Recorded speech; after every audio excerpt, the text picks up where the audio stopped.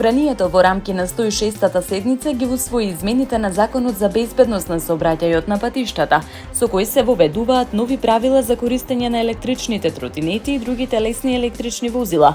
Измените се донесени по скратена постапка, имаат цел да ја подобрат безбедноста во сообраќајот и да воведат појасна регулатива за оваа категорија превозни средства.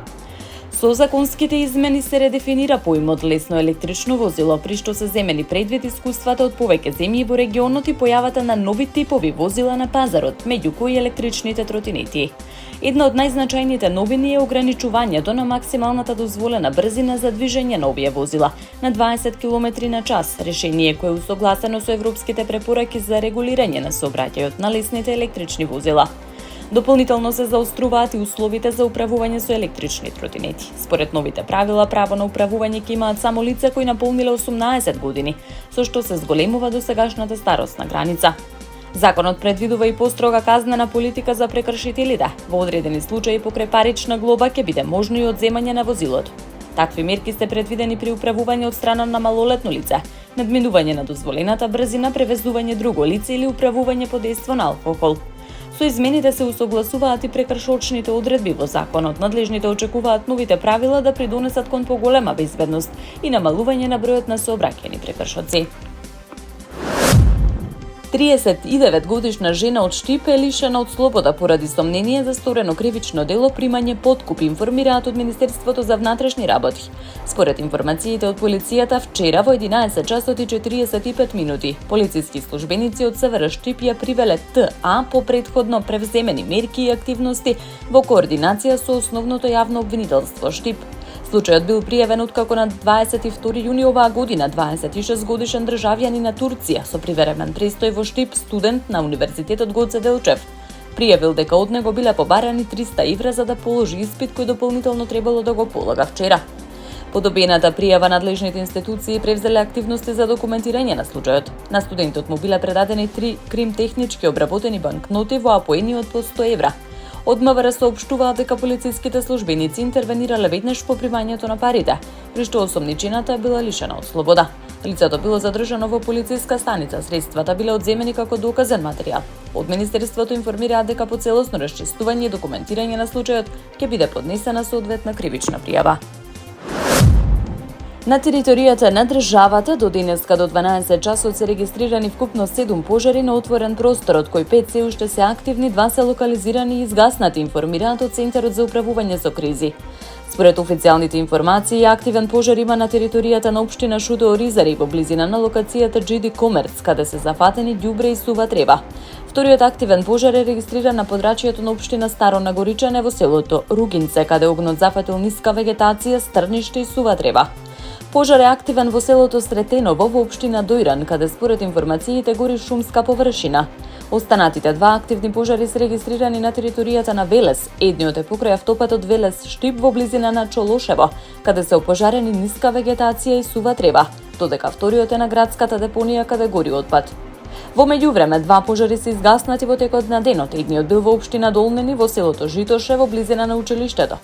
Вториот изгаснат пожар бил во атарот на битолското село Кукуречани, каде горел отпад. Од Центарот за управување со кризи апелираат до граѓаните да бидат внимателни при движењето и престој на отворено, да не палат оган и да избегнуваат активности што можат да предизвикаат пожар. Собранието вчера во рамки на продолженијата на 105-та, 106-та и 108-та седница изгласа повеќе законски измени по скратена постапка, меѓу кои измените на Законот за земање и пресадување на делови од човековото тело заради лекување, со кои се воведуваат нови правила во областа на трансплантацијата и донорството на органи. Измените се усвоени во рамки на 108-та седница со 58 гласа за и 6 против. Образложувајќи ги законските измени, министерот за здравство Азир Алиу истакна дека предложените решенија имаат суштинско значење за унапредување на системот за трансплантација и за зајакнување на правото на личен избор. Според него, трансплантацијата не представува само медицинска интервенција, туку и можност за продолжување на животот и израз на солидарност меѓу луѓето. Со новите законски решенија се проширува кругот на лица кои можат да бидат живи дарители на органи, односно ќе бидат опатени сродници до 4-то колено. Истовремено предвидени се дополнителни заштитни механизми преку задолжителна проценка од етичка комисија. Една од клучните новини е воведувањето на лична изјава за донорство по смрт. Наместо предпоставена согласност, секој граѓанин ќе може самостојно да донесе одлука дали сака по својата смрт да дарува органи. Податоците за донорите ќе се евидентираат во Националниот систем за електронски евиденции во здравството. Значајна промена е и тоа што семејството на починатото лице нема да може да го спречи процесот на донорство доколку лицето претходно изречно дало согласност за дарување органи. Во текот на расправата, пратеникот Илир Хасани изрази подршка за значењето на законот, но отвори прашање околу заштитата на податоците и пристапот до информациите за лицата кои ќе се изјаснат како потенцијални донори. Со усвојувањето на измените, институциите очекуваат да се воспостави појасен, потранспарентен и посигурен систем за донорство и трансплантација во државата.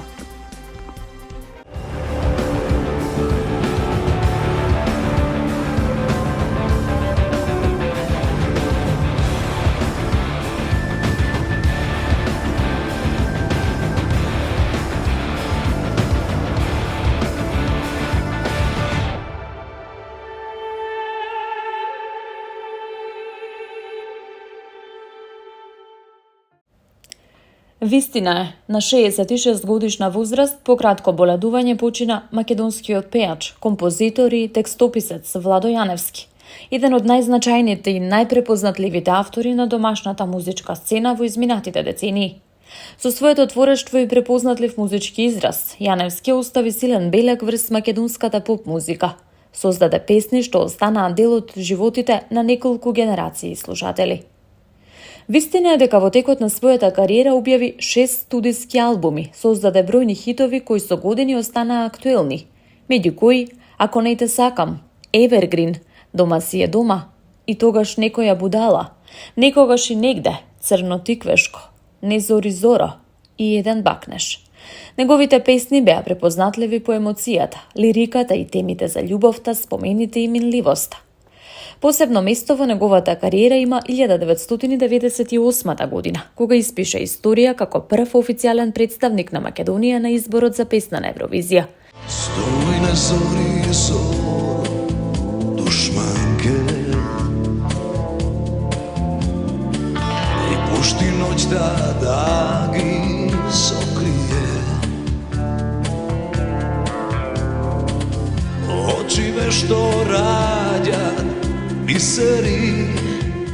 Со композицијата Не зори зора, отворајќи ново поглавје за македонското музичко представување на европската сцена. Покрај соло кариерата, вистина е дека Јаневски беше дел и од музичките состави Тост Сендвич, Бонтон, Фотомодел и Ластовица. Како автор и композитор остави свој печат и во музиката на други домашни изведувачи.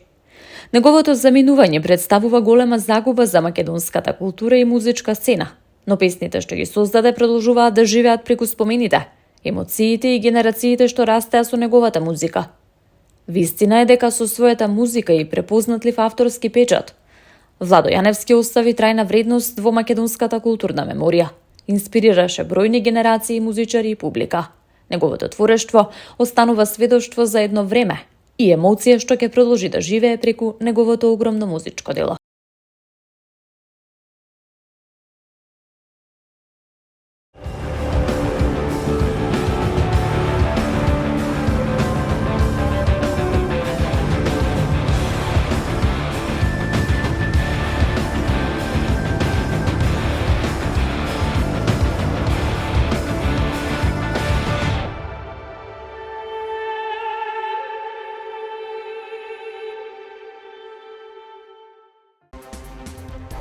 Иран ја отфрли иницијативата поддржана од Франција за меѓународна соработка во управувањето и обезбедувањето на пловидбата низ Ормускиот теснец, предупредувајќи дека странско вклучување може дополнително да ја усложни состојбата во еден од најважните светски поморски коридори. Реакцијата доаѓа откако францускиот претседател Емануел Макрон најави разговори за можна поморска иницијатива со цел да се обезбеди непречен и безусловен премин низ Ормускиот теснец во координација со меѓународни партнери. Заменик министерот за надворешни работи на Иран, Казем Гарибабди, изјави дека според постојниот привремен договор, Активностите за деминирање на водениот пат треба да ги спроведува исклучиво Иран, дека нема да биде дозволено вклучување на други држави во процесот.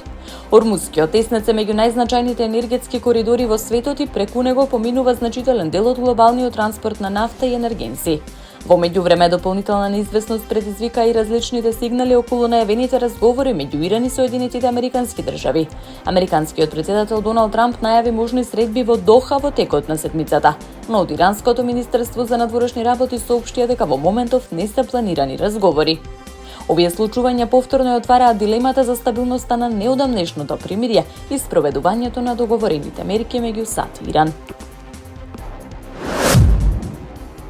Нерегуларните мигранти во Шпанија денеска го имаат последниот рок за аплицирање во рамки на програмата за легализација на престојот, која предизвика значително поголем интерес од првично очекуваниот.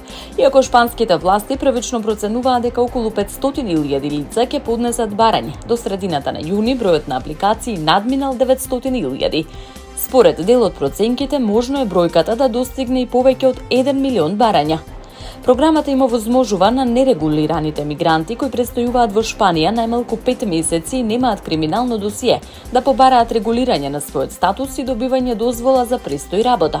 Мерката произлезе од граѓанската иницијатива што доби широка поддршка во шпанската јавност, како и од бројни граѓански организации, бизнис заедница и верски институции. Владата на премиерот Педро Санчес ја усвои преку кралски декрет со образложение дека голем број од овие лица веќе работат и придонесуваат за економијата.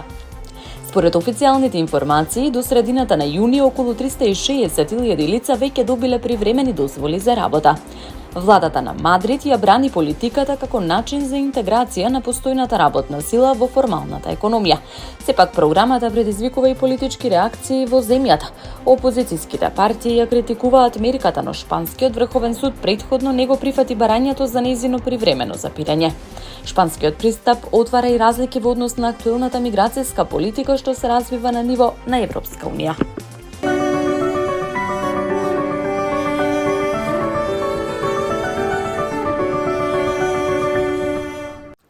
Управата за хидрометеоролошки работи информираше за брза дестабилизација на временските услови во повеќе региони низ државата, при што попладнево се регистрирани врнежи од дожд и појава на грмежи.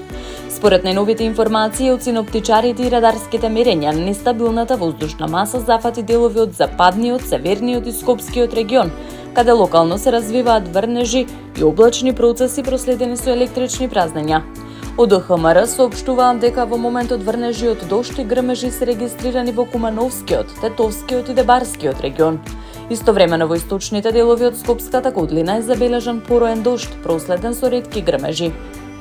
Метеоролозите посочуваат дека ваквите процеси се карактеристични за нестабилно време во летниот период, кога поради високите температури и локалниот развој на облачност може за кратко време да дојде до интензивни врнежи и електрична активност. Надлежните препорачуваат граѓаните да бидат внимателни при движење на отворено, особено во периоди на грмежи и засилени врнежи.